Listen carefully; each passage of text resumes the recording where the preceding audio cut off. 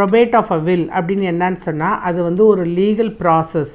கோர்ட்டுக்கு வந்து ஒரு ஆத்தென்டிசிட்டி, அதாவது யார் இந்த உயிலை எழுதினாங்களோ அந்த உயில் எழுதின அந்த டெஸ்டேட்டருடைய விருப்பப்படி அந்த சொத்துக்கள் யார் யாருக்கு போய் சேரணும்னு நினச்சி அவர் எழுதினாரோ அவங்களுக்கு போய் சேர்றதுக்கான ஒரு லீகலான வழிமுறை தான் ப்ரொபேஷன் அப்படிங்கிறது.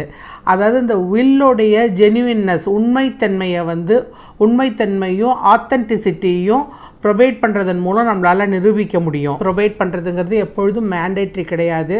பெரிய எஸ்டேட்ஸ், இம்மூவபிள் ப்ராப்பர்ட்டிஸ் அந்த மாதிரி இருந்ததுன்னா அந்த மாதிரி சமயத்தில் ப்ரொபேட் பண்ணுறது வந்து ரொம்பவும் அவசியம். பெனிஃபிஷியரிஸ்குள்ளே ஒரு டிஸ்பியூட் இருந்ததுன்னா அந்த வில்லை வந்து ப்ரொபேட் பண்ணுறது மிகவும் அவசியம். சென்னை, மும்பை, கல்கட்டா, டெல்லி இந்த மாதிரி மெட்ரோபாலிட்டன் சிட்டியில் இருக்கும் பொழுது கண்டிப்பாக அந்த வில் வந்து ஹிந்துஸாக இருந்தால் கண்டிப்பாக ப்ரொபேட் பண்ணி ஆகணும்.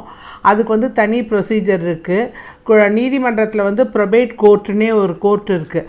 அதில் நம்ம வந்து பெட்டிஷன் தாக்கல் செய்யணும். கோர்ட் வந்து நோட்டீஸ் இஷ்யூ பண்ணி யாருக்காவது அப்ஜெக்ஷன் இருக்கா அப்படின்னு சொல்லி கேட்கும் லீகல் ஹேர்ஸ்கிட்ட.